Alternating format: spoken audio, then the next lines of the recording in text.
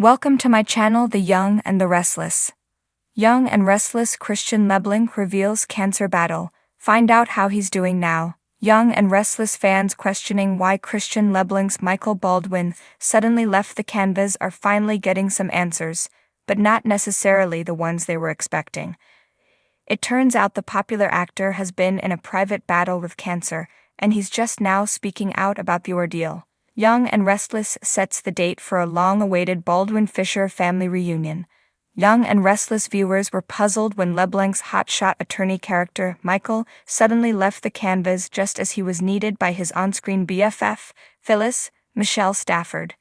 The impulsive redhead had just returned to Genoa City after faking her death and desperately required legal assistance as she prepared to face the consequences of her crimes.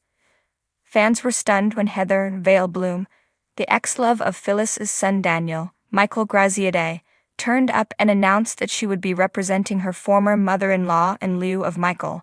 The explanation given was that Michael had flown off to Singapore, where he was helping his mother Gloria, Judith Chapman, out of a jam she'd managed to get herself into overseas.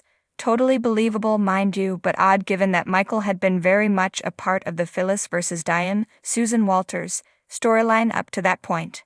As it turns out, LeBlanc had been diagnosed with multiple myeloma, a cancer of the plasma cells, in June. He left the show to undergo treatment. As frightening as that sounds, and it was, soap fans who love a good twist and a happy ending will be pleased to hear that LeBlanc's story, thankfully, has both of those elements.